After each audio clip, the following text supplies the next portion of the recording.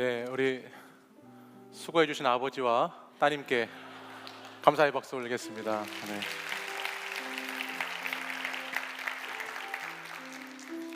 정말 잘 어울리죠?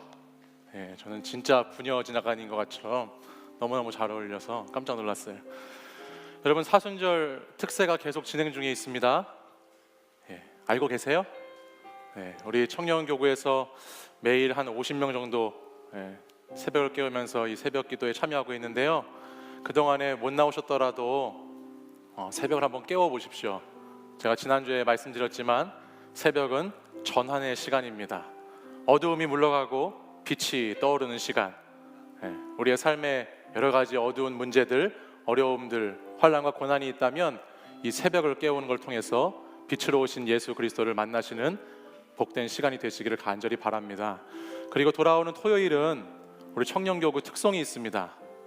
저는 목표가 있어요. 여기를 다 채우는 게 목표입니다. 네.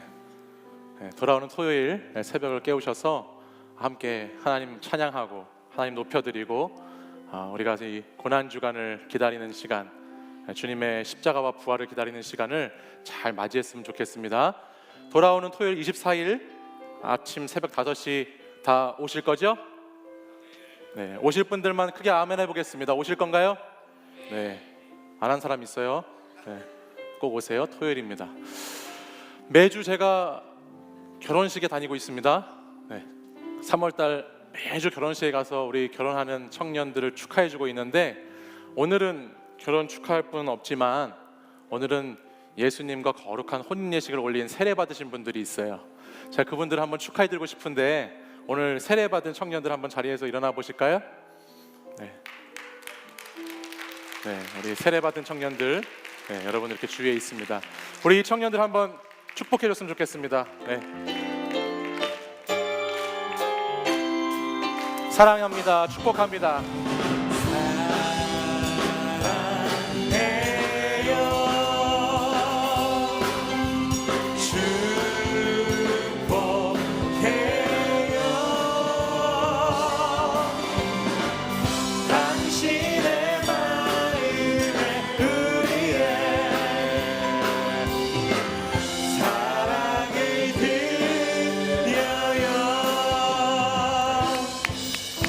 축복합니다. 사랑합니다. 네, 너무너무 귀한 오늘 예식이 있었습니다. 하나님의 자녀가 되는 믿음의 고백을 가지고 세례를 받은 분들이세요. 정말 축하드립니다. 이 시간 오늘 많은 분들이 등반하시는데 등반하실 분들, 또 오늘 처음 우리 청년교구 청년 예배에 오신 분들 자리에서 한번 일어나시면 같이 한번 더 환영하겠습니다.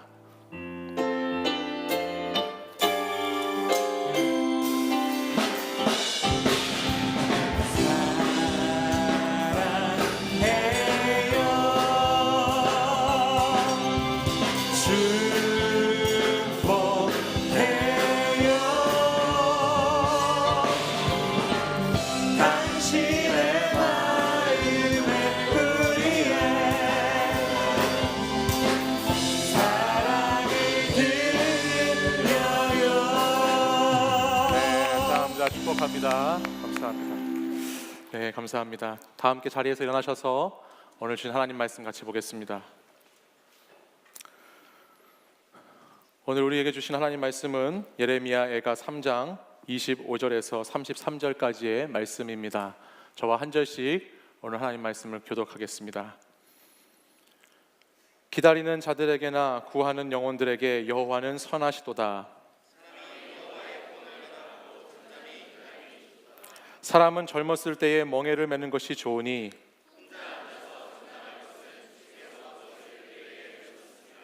그대의 입을 땅에 티끌에 댈지어다. 혹시 소망이 있을지로다. 이는 주께서 영원하도록 버리지 아니하실 것임이며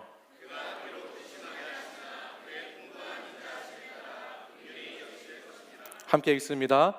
주께서 인생으로 고생하게 하시며 근심하게 하심은 본심이 아니시로다. 아멘. 이 말씀은 살아계신 하나님의 말씀입니다. 한 주간 잘 지내셨죠?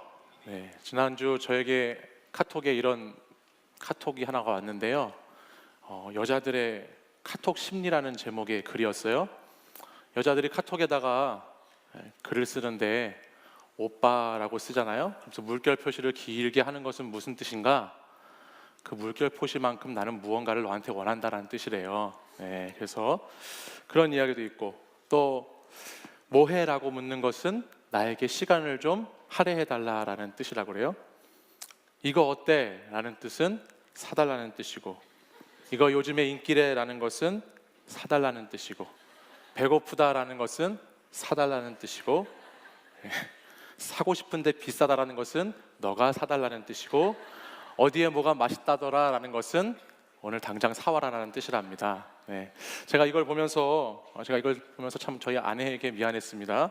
그동안 제가 가장 많이 들었던 말 중에 하나가 저거 비싸지? 라는 말이었는데, 제가 그렇게 말할 때마다 진짜 비싸다, 저런 걸 파는 사람 문제다, 정말 비싸다, 저건 진짜 사면 절대 안 된다라고 얘기했는데 참 미안했습니다. 가끔 텔레비전을 보면 저 연예인을 보면서 저희 아내가 진짜 이쁘다, 와, 저 여자 연예인 진짜 이쁘다라고 말할 때가 있었어요. 근데 그 말의 뜻이 뭐였냐면 내가 더 이쁘다고 말해 라는 뜻이었다고 그러는데, 저는 그걸 며칠 전에 알았어요. 그래서 저 여자 연예인 진짜 이쁘다고 말하면 제가 그걸 같이 보면서 진짜 이쁘다 너무너무 이쁘다, 어떻게 저렇게 이쁠 수가 있지 하고 얘기를 했었는데 제 자신 너무 부끄러워지네요. 너무너무 부끄럽습니다.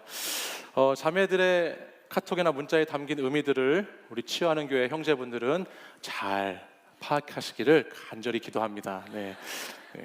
우리가 이처럼 누군가의 그 마음의 그 뜻을 알고 의미를 헤아린다는 것이 사실 쉬운 것은 아니죠. 뭐 직접 말해주지도 않는데 그걸 어떻게 알 수 있겠어요. 사람은 다 저마다 자기의 렌즈를 가지고 타인과 세상을 바라보기 때문에 남에게 있는 그 마음을 이해하고 헤아린다는 것이 결코 쉬운 것은 아닙니다. 내가 외로워야 남의 외로움이 보이고요, 내가 아파봐야 남의 아픔이 보이고, 눈물을 흘려봐야 타인의 눈물이 느껴지게 된다는 것이죠. 오늘 우리가 함께 나눈 이 예레미야의 말씀은 바로 이 눈물의 렌즈를 가지고 자기와 타인과 세상을 바라보고 있는 눈물의 선지자라고 하는 예레미야가 기록한 하나님의 말씀이에요. 40년 동안 이스라엘 백성들에게 눈물로 회개하고 하나님께 돌아오라고 외쳤던 선지자의 그 애달픈 마음이, 그 탄식의 마음이 들어있는 말씀이 우리가 읽은 예레미야 애가의 말씀입니다.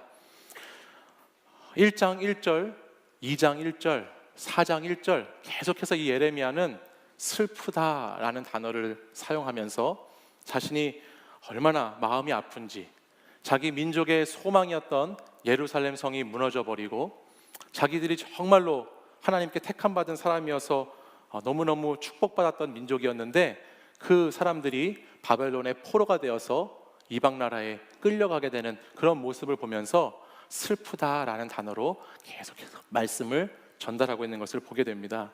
여기에 나오는 이 슬프다라는 이 단어는 히브리어로 에카라는 단어를 씁니다. 이 에카라는 뜻은 어찌할까, 이거 어떻게 하면 좋지? 라는 그런 탄식의 표현이에요.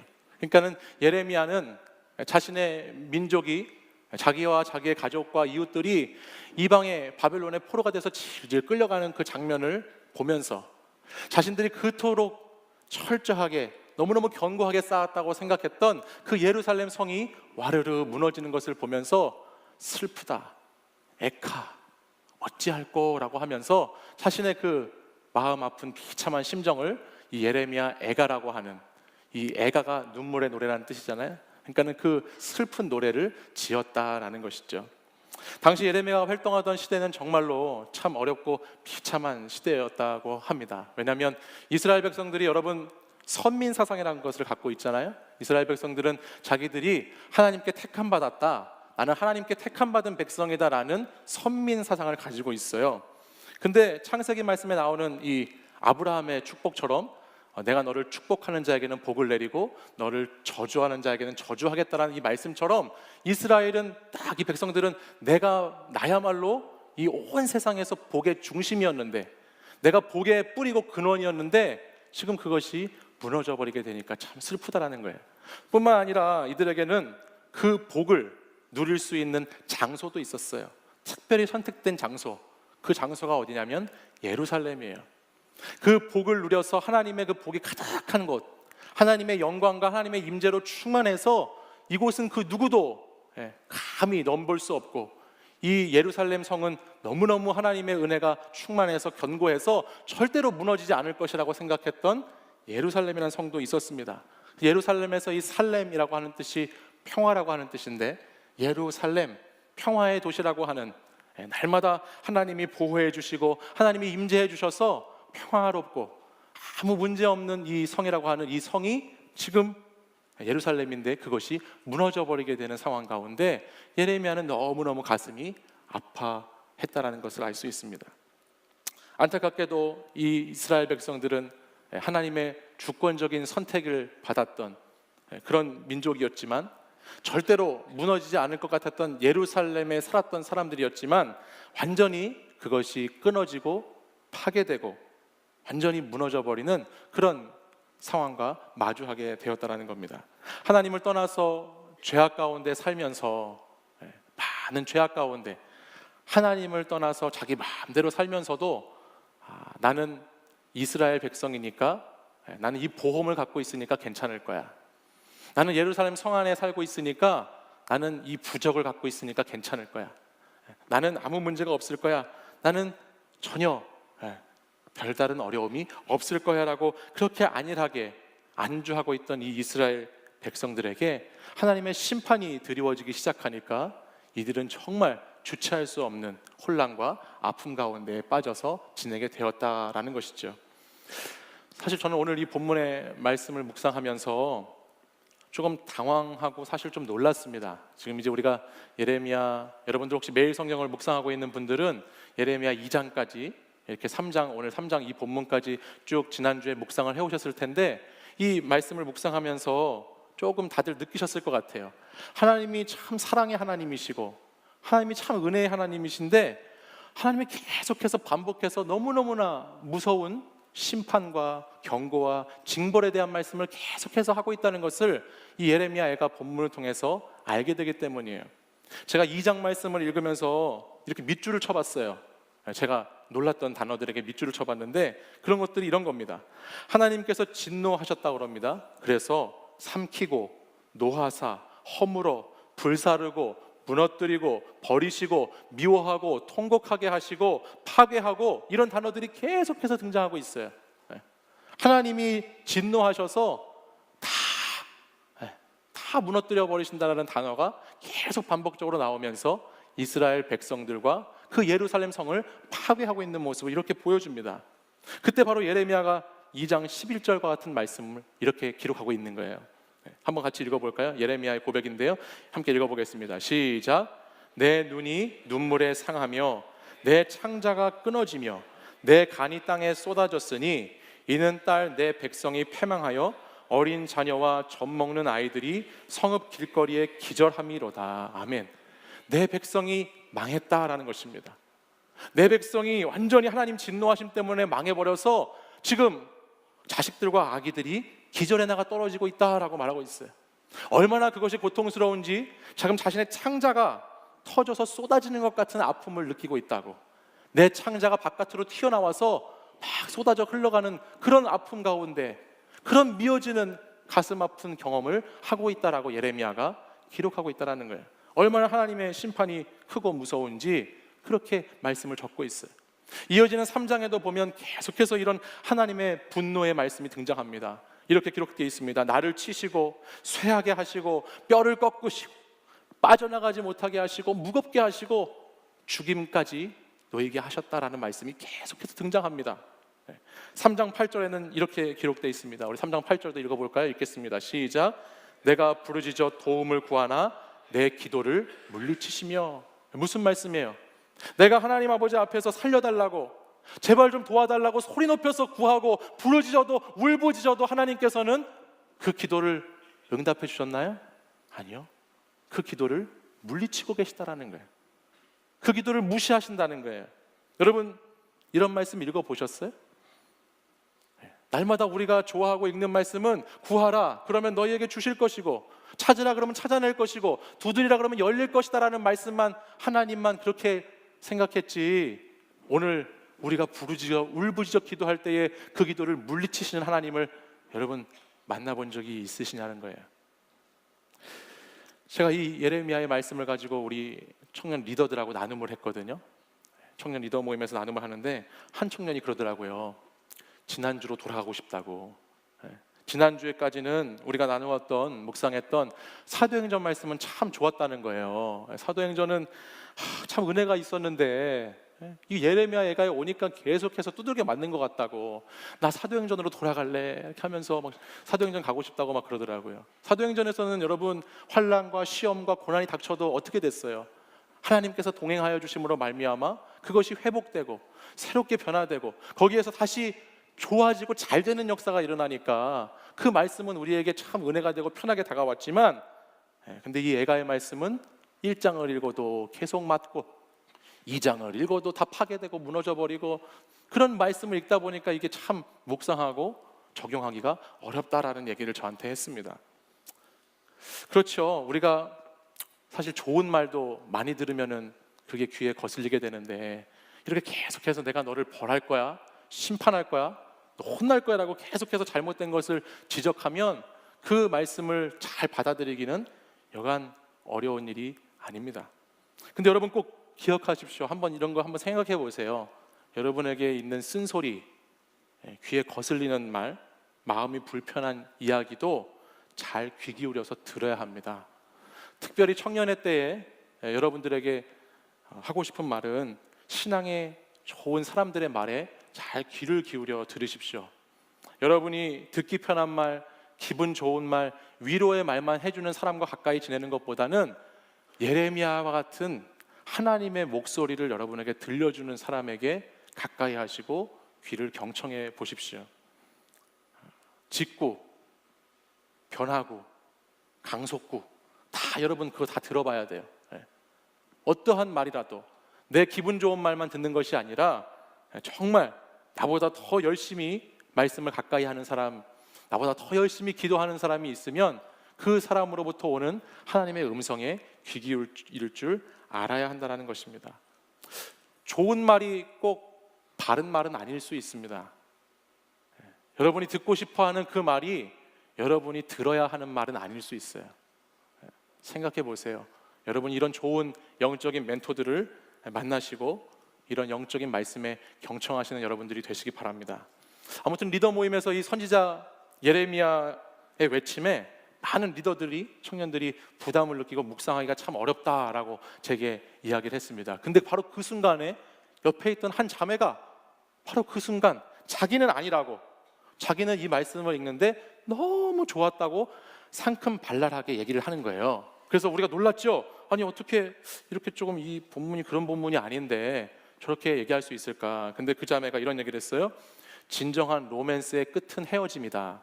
무슨 말인지 그땐 잘 몰랐는데 그런 말을 하는 거예요. 그러면서 그러니까 나중에 그게 무슨 소리냐고 물어봤더니 이렇게 얘기하더라고요. 진정한 로맨스의 끝이 헤어짐. 그러니까 헤어지는 것까지 가면서 사랑을 하는 그 애절하고 뭔가 이렇게 막 이렇게 되는 그 쫄깃쫄깃한 것이 자기는 이 예레미야를 묵상하면서 느꼈다는 거예요. 그래서 하나님이 이게 분명히 진노하시고 심판하시는 어떤 그런 메시지지만 자기는 그 안에서 정말 하나님이 사랑하셔가지고 그렇게 한다는 것, 하나님이 정말 아끼기 때문에 그렇게 지금 이렇게 말씀해 주시고 있다는 것을 느꼈다라고 얘기를 하더라고요. 맞습니다. 1장, 2장, 3장에 가서 오늘 본문에 와서 보면 그동안에는 하나님이 왜 이렇게 모질게 하실까, 왜 이렇게 하나님이 무너뜨리시고 파괴시키시고 멸하시고 이런 어려운 상황 가운데 우리를 몰아가실까라고 생각했겠지만, 오늘 본문은 하나님의 마음이 정말 어떤 것인가라고 우리에게 다시금 말씀해주고 있어요. 그게 바로 예레미야 애가 3장 33절의 말씀이에요. 우리 같이 한번 읽어보겠습니다. 함께 읽습니다. 시작. 주께서 인생으로 고생하게 하시며 근심하게 하심은 본심이 아니시로다. 아멘. 이게 하나님의 본심이라는 거예요. 하나님께서는 우리 인생으로 고생하게 하시고 날마다 근심하면서 살아가게 하는 것이 하나님의 본심이 아니다라고 말씀하세요. 우리가 처음, 여러분 제가 얘기하면서 여성분들, 자매분들의 카톡에 본심을 읽어야 된다고 그랬잖아요. 그러니까 하나님의 본심은 너 정말 그렇게 하면 무너뜨린다, 너 진짜 그렇게 하면 이 성전 진짜 다 허문다, 파괴한다, 버린다 라고 하는 이 메시지 안에 있는 하나님의 본심은 나는 절대로 너를 포기하지 않을 거야. 나는 절대로 너를 버리지 않을 거야. 끝까지 책임져 줄 거야. 끝까지 지켜줄 거야. 나는 너를 너무너무 사랑한다 라고 하는 하나님의 본심의 메시지가 이 안에 들어있다라는 것이죠.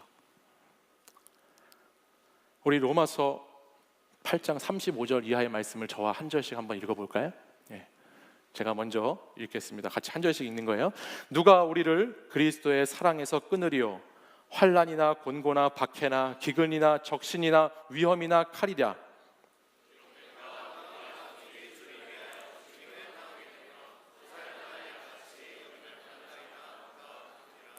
그러나 이 모든 일에 우리를 사랑하시는 이로 말미암아 우리가 넉넉히 이기느니라.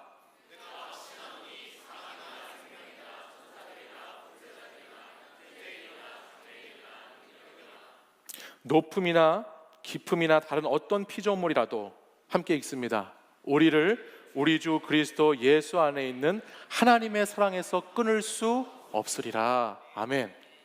우리를 하나님의 사랑에서 끊을 수 없다. 우리를 그렇게 사랑하시는 그 하나님의 사랑에서 끊을 수 있는 것은 이 세상에 없다라고 말씀하고 계세요. 세상 그 어떤 것이라고 할지라도, 환난이 와더라도, 공고하더라도, 박해가 있고 기근이나 적신이나 위험이나 칼이나 그 어떠한 것이 오더라도, 사망이나 생명이나 천사들이나 권세자들이나 현재나 장래나 능력이나 높음이나 깊음이나 그 어떤 것이라고 하더라도 우리를 하나님의 사랑에서 끊을 수 없다라고 말씀합니다. 믿으십니까? 하나님의 사랑에서 끊을 수 없다.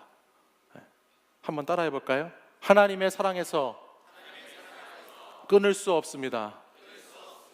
하나님의 사랑에서 끊을 수 없다라는 거예요. 우리를 하나님과의 그 사랑의 관계, 하나님이 우리를 사랑하는 그 사랑에서 끊을 수 있는 것은 아무것도 없다라는 말씀입니다. 자녀를 키우다 보면요, 자녀를 혼낼 수밖에 없는 때가 있어요. 자녀를 혼내야 되는 때가 있어요. 아이들이 크기 시작하면서 초등학교에 들어가면 걸리는 병이 있는데요, 두 가지 병이 있어요. 실업병과 외병이에요. 이 초등학교에 가는 애들은 부모가 무슨 말만 하면, 뭐라고 하라고만 하면 싫어 또는 왜라는 이 두 가지 언어만 쓰기 시작해요. 지금 저희 아들님께서도 바로 이 랭귀지 코스에 들어가셔서 이 두 가지 언어를 열심히 학습하고 계시는 중 같아요. 싫어 아니면 왜라는 말만 계속하는 거예요. 궁금한 것이 점점 더 이것이 악화될 것인가, 아니면 이것이 정말로 왜라고 물으면서 그 깊이 그것에 대한 어떤 문제에 대한 탐구와 영적인 성장이 있을 것인가라고 생각을 혼자 해보지만 후자는 아니다라는 것이죠. 근데 대부분 엄마하고 이런 씨름을 합니다. 엄마하고 싫어 왜 막 이제 보면 막 그러고 있어요. 저쪽에서 막 그러고 있으면 제가 가끔은 그 버릇을 고쳐줘야 될 때가 있어요. 그러니까는 엄마 말을 너무 무시하고 전혀 이게 반응이 일어나지 않으면 이제 제가 그때 담당자가 바뀌게 되는 거죠. 담당자를 교체하면서 제가 이제 그쪽으로 이제 이렇게 들어가게 됩니다. 그래서 그 분을 이제 제가 다루어야 되는데 제가 이제 그때부터 그분과 이렇게 협상을 시작하죠. 협상을 하면서 몇 번 얘기해줘요. 몇 번 이해해 주려고 하고 얘기해주고 들어주려고 합니다. 그러다가 이제 경고를 하기 시작하죠. 이렇게 하면 이제 진짜 혼난다. 진짜 넌 이제 맞아. 너 이제 곧 맞을 거야 라고 말하면서 막 이를 물면서, 제가 미국에서부터 가져온 매가 있거든요. 미국에서 아주 좋은 나무를 구해온 게 있는데 그걸 가지고 이제 갖고 오라고 하면서 이제 여기까지야 그러면서 이제 그를 이렇게 부르죠. 그러면 이제 그 친구가 다시는 안 그러겠다고 하면서 이제 뭐 또 막 도망가기도 하고, 또 때로는 마음 아프지만 혼도 내고 뭐 맴매도 하고 하는데요. 솔직히 이 부모로서, 이 아빠로서 이렇게 아이를 혼내고 이 체벌하는 게 마음이 좋지가 않아요. 그러니까 뭐 제가 막 웃으면서 막 이렇게 애를 때리는 게 아니라 막 웃으면서 애를 때리는 게 아니라 마음이 진짜 불편해요. 때리고 이렇게 혼을 낼 때 마음이 참 아파요. 그래서 부담이 되는 게 있어요. 그러니까 애들을 혼내면서 부담이 되는 게 뭐냐면, 여러분 그 육신의 아버지 있잖아요. 육신의 아버지라는 존재는 그 하나님 아버지를 보게 하는 창이다라는 얘기를 해요. 그게 뭐냐면 하나님 아버지를 우리가 이렇게 생각하고 바라볼 때 육신의 아버지라는 창을 통해서 들여다보는 경우가 참 많이 있다는 거예요. 그러니까 육신의 아버지를 통해서 뭔가 그 창이 깨어져 있었다거나 그 창에 그 아버지의 부재로 그 창이 가려져 있었던 사람들은 신앙생활을 하는 데 있어서 하나님 아버지를 믿는 데 있어서 불편함을 느껴요. 그리고 그 과정 가운데 상처가 있어요. 육신의 아버지에게 받은 상처가 하나님 아버지에게 이미지화가 돼서 나타나기 때문에 그 신앙생활을 건강하고 발전된 신앙생활로 가는데 그 문턱을 한번 넘어가야 돼요. 그런 경험이 있다고요. 그러니까 목회를 하다 보니까 이제 이런 사람들을 많이 만나게 되는 거죠. 목회를 하다 보니까 이렇게 아버지의 상처로 인해서 자기의 신앙 안에서도 그 하나님 아버지에 대한 이미지와 상을 극복하지 못하는 거예요. 그러니까는 하나님 아버지도 저럴 거야. 그래서 맨날 혼내는 아버지에게 있었던 사람들은 하나님이 맨날 혼내고 벌 내리고 막 그런 하나님으로 생각하는 경향도 있고, 너무너무 자유롭게 막 방종하면서 있었던 그런 가정의 자녀들은 하나님이 내가 뭐 이 정도 하는데 뭐 아무렇지도 않다 막 이러면서 그렇게 생각하는 경향도 있고 그래요. 그 문턱을 넘어야 되는데, 제가 이렇게 집에서 마지막 처방으로 저희 아이를 이렇게 혼내고 이렇게 아이를 뭐 매를 하고 이렇게 할 때 제게 부담이 되는 거예요. 그게 혹시 이 아이가 나에게 상처를 받진 않을까? 혹시 내가 이 아이를 이렇게 지금 잘 대라고 혼내고 때리는 건데 이 아이가 이것에 상처를 받고 아파서 나와 관계를 불편해하고 멀리하지 않을까라는 부담감이 있어요. 제가 뭐 좋아서 정말 하는 게 아니라 정말 자식이 미워서 혼내는 것이 아니라 그 자식이 잘 되기를 바라는 마음에서 혼을 내는데도 그 혼을 내면서도 상대가 깨닫지 못할까 봐 혼내는 사람이 불안해한다는 거예요. 근데 저는 오늘 이 예레미야 말씀을 읽으면서 여기서 바로 그런 마음을 느꼈어요. 예레미야 말씀을 보면 예레미야가 큰 심판과 징벌 앞에 놓인 이 이스라엘 백성들을 보면서 그들이 하나님께 돌아오지 않으니까 계속해서 얻어맞고, 하나님께 돌아와 회개하지 않고 하나님께로 방향을 돌리지 않으니까 끊임없이 파괴되고 무너지는 경험을 하게 되면서 그것을 불안해하고 떨었던 것처럼, 반대로 우리 하나님 아버지도 이 이스라엘 백성들을 그렇게 혼내면서 그렇게 심판하시면서 벌하시면서 하나님 아버지도 한편에서는 그 벌하시는 순간에 우리 하나님 아버지도 조금 마음이 그랬을 수도 있겠다. 마음이 이 백성이 이렇게까지 혼내고 이렇게까지 하면 좀 마음을 알아줬으면 좋겠는데 그 마음을 알아주지 못할까 봐 우리 하나님도 좀 불안했을 수 있겠다라는 생각을 제가 묵상하면서 그런 마음이 들기 시작했어요. 하나님의 본심은 그것이 아닌데 그 하나님의 본심을 이스라엘 백성들이 오해하고 깨닫지 못할까 봐 그런 마음을 가졌을 수 있겠다라는 것이죠. 하나님의 본심이 무엇인가? 하나님은 정말 이스라엘 백성들에게 원하는 것이 뭔가? 하나님 정말 왜 이 백성들을 그렇게 하나님이 고된 훈련 가운데 이렇게 인도하셨는가? 그게 예레미야 29장 11절에 보면 이렇게 기록되어 있습니다. 우리 이 말씀을 같이 한번 읽어볼까요? 함께 읽습니다. 시작. 여호와의 말씀이니라. 너희를 향한 나의 생각을 내가 아나니 평안이요 재앙이 아니니라. 너희에게 미래와 희망을 주는 것이니라. 아멘. 너희를 향한 나의 생각, 하나님은 우리를 향한 계획을 갖고 계시다. 하나님이 우리를 향한 계획을 갖고 있는데 그 계획은 결코 너희를 완전히 무너뜨리게 하는 재앙의 그런 계획이 아니다라고 말하죠. 너희를 위한 그 계획은 너희를 해치려는 것이 아니라 너희에게 정말 좋은 소망을 주고 너희에게 희망을 주고 너희를 번영하게 하고 너희를 잘되게 하고자 하는 내 그 깊은 뜻이 이 안에 들어있다라고 하나님이 말씀하고 계시다라는 거예요. 사랑하는 여러분, 오늘 저와 여러분이 이 하나님의 이 메시지를 좀 들었으면 좋겠어요. 하나님이 우리를 얼마나 사랑하시는지,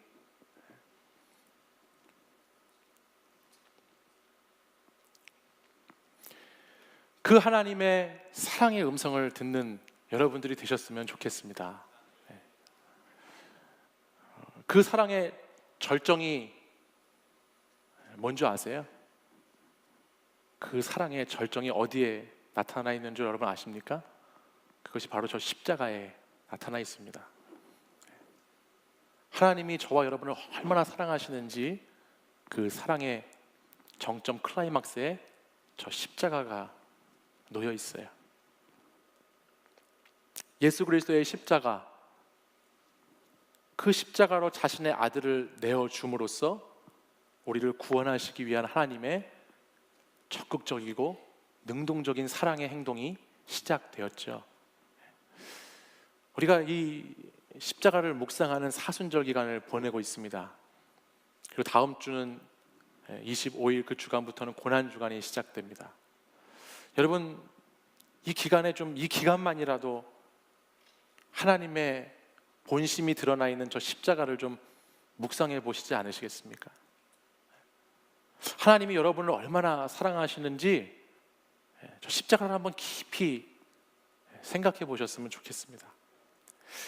죄로 가득한 이스라엘 백성들, 그 백성들이 버려져야 되고 그 백성들이 무참히 짓밟혀야 됨에도 불구하고 하나님은 자신이 사랑하시는 그 아들을 버리시고 아들을 짓밟는 것을 통해서, 그 아들을 밟고 나가는 것을 통해서 우리에게 기회를 주셨어요. 정말 죄악 가운데 빠져 살면서 하나님을 거역하여서 통곡하고 멸시당하고 쇠해져야 하는 사람들이 이스라엘 백성과 우리임에도 불구하고 하나님은 저 십자가를 통해서 예수 그리스도를 통곡하게 하시고 멸하시고 쇠하게 하시면서까지 오늘 저와 여러분을 사랑해 주셨다라는 것입니다. 눈물이 강물처럼 흘러내리고 시냇물처럼 흘러가고 눈물이 마르지 않는, 그래서 창자가 끊어지는 것 같은, 창자가 밖으로 떨어져 나가는 것 같은 그 고통의 눈물이 사실은 우리가 흘려야 될 눈물이지만 하나님은 저와 여러분을 너무너무 사랑하셔서 오늘 저 십자가에 저 아들을 못 박으시고 하나님 그분이 그렇게 울고 계시다라는 것을 기억하셨으면 좋겠습니다.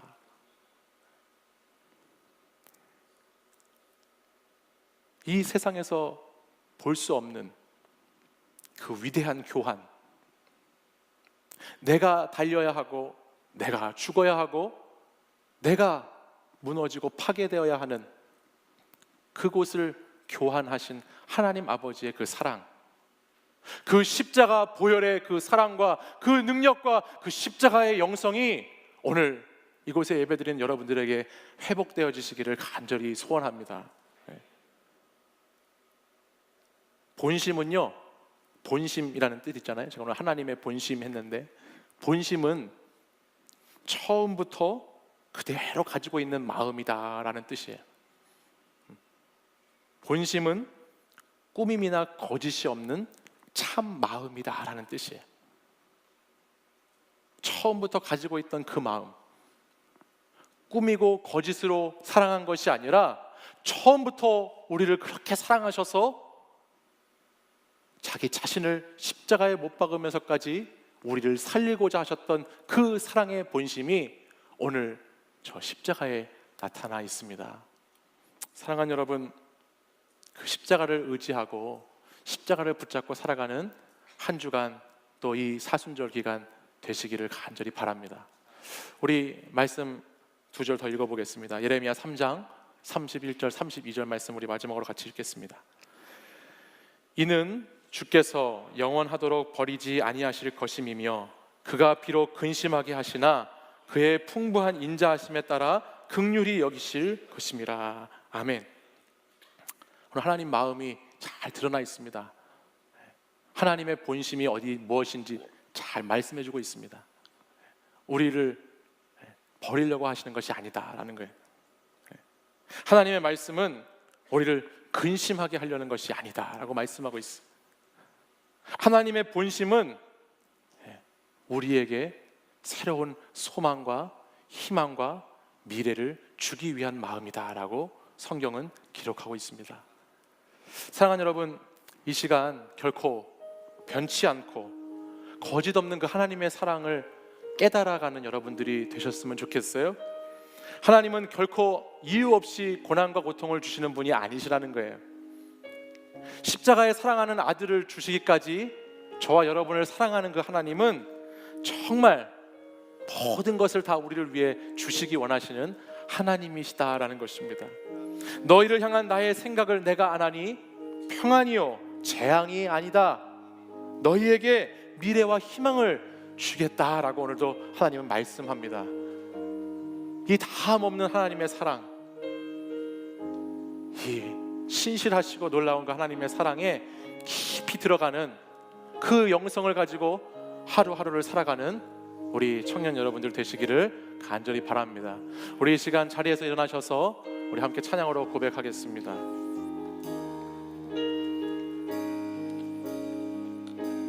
우리 이 시간 함께 찬양할 때에 주님의 십자가의 그 사랑을 생각하시면서 같이 한번 고백하도록 하겠습니다. 끊임없이 내 연약함 나를 둘러싸고 깊고 어두운 외로움에 나 신음할 때에 주의 사랑 숨어있는 나를 찾아내시고 따스한 손으로 끌어안아 주시네. 다함없는 주의 사랑 어제나 오늘이나 변함없네. 다함없는 주의 사랑 비교할 수 없는 그 신사랑. 다시 한번 고백하겠습니다.